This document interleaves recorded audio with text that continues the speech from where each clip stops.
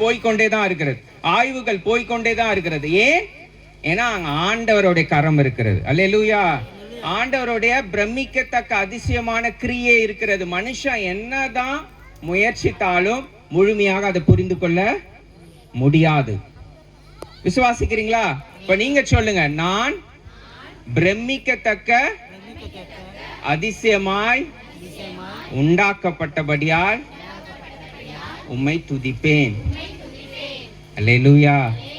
சரி, இதை சொன்ன நீங்க உங்க வாழ்க்கையில என்னென்னலாம் செய்ய போறீங்க, செய்யக்கூடாது, சபை என்ன செய்யணும் என்று நம்ம வேகமாக நான் பார்க்கலாம். எல்லாம் நான் உண்மை சம்பவங்களை சொல்லிதான் உங்களோட நான் பேச போகிறேன். சரிங்களா? கவனிங்க, சின்ன பிள்ளைங்க கவனிங்க, உங்களுக்கு பிரயோஜனமா இருக்கும். சாப்பாடு டைம் தான், டயர்டா இருப்பீங்க, பட் கண்டிப்பாக இந்த சில வார்த்தைகள் உங்களை உற்சாகப்படுத்தும். முதலாவது, மனுஷன் நம்ம பிசிக்கல் அப்பியரன்ஸ், நம்ம தோற்றம் இருக்கிறதுல அதுல எல்லாருக்கும் ஒரு குறை இருக்கும். இருக்குதா இல்லையா? யாரெல்லாம் நான் ரொம்ப அழகா இருக்கிறேன் அப்படின்னு சொல்றவங்க கை தூக்குங்க. ஒருத்தர் கூட இல்லை. ஆண்டவர் எவ்வளவு சோகமா இருப்பார் தெரியுமா? ஆண்டவர் சபையில நான் ரொம்ப அழகா இருக்கிறேன்னு ஒருத்தர் கூட நீங்க சொல்ல மாட்டீங்க. நான் சொல்லுவேன், நான் ரொம்ப அழகா இருக்கிறேன். என் பெருமைக்காக இல்ல, என்னை படைத்த ஆண்டவர் என்னை அழகா படைச்சிருக்கிறார். சொல்லுங்க, நான் அழகா இருக்கிறேன். ஏன் நம்ம சொல்ல மாட்டோம்? நான் அழகா, ஏன் உங்களால கை தூக்க முடியல? நான் கருப்பா இருக்கிறேன், நான் குள்ளமா இருக்கிறேன், என் பல்லு எடுப்பா இருக்குது, என் கண்ணு ஓர கண்ணு, அப்படிதானே? இல்ல ரொம்ப ஒல்லியா இருக்கிறேன், ஆமாவா இல்லையா? நமக்கு அப்படி தெரியுது. ஆனா ஆண்டவருடைய பார்வையில நம்ம எல்லாரும் எப்படி இருக்கிறோமா? மிகவும் அழகா இருக்கிறோம். அல்லேலூயா.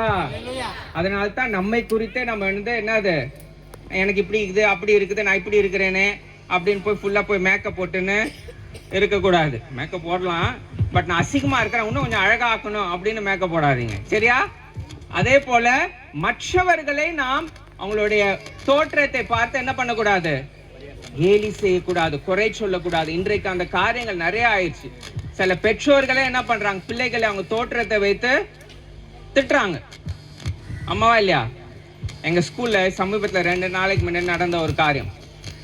9th பசங்க வந்தானுங்க குரூப்பா. எனக்கு பயமாயிடுச்சு. ஐயோ, பசங்களா குரூப்பா வரானுங்களே, என்ன பண்ண போறானுங்க, என்னடான்னு கேட்டேன். சார், உங்க கூட கொஞ்சம் பேசணும். சரி சொல்லுங்க, என்ன பேசணும்? எங்க டீச்சர் ரொம்ப பார்ஷாலிட்டி காமிக்கிறாங்க. சரி, என்ன பார்ஷாலிட்டி காமிக்கிறாங்க?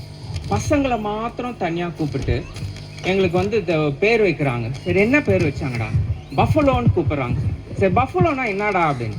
எருமை அப்படின்னா. அது சாதாரணமா தமிழ்ல எல்லாரும் திட்டுற எருமாடு அப்படின்னு அவங்க அப்பா அம்மா சொல்லியிருப்பாங்கல்ல, ஏதாவது கோவத்துல அப்படி சொல்லியிருப்பாங்க. விட்டு போடா அப்படின்னு. இல்ல சார், அது எங்களை ரொம்ப ஹர்ட் பண்ணுது அப்படின்னு. நான் எங்க உருவத்தை நான் எருமாடு மாதிரியே இருக்கிறேன், அதனால அவங்க எருமாடுன்றாங்க அப்படின்னா. இல்லடா, நீ நான் அழகா இருக்கிறேன், நீ எருமாடுலாம் கிடையாது அப்படிலாம் அவங்க சொல்லியிருக்க மாட்டாங்க, கோவத்துல சொல்லியிருப்பாங்க. இல்ல. அப்புறம் இன்னொரு பையன் சொன்னான், என்னை பார்த்து போண்டா வாயு அப்படின்னாங்க. அப்படி சொன்னாங்க.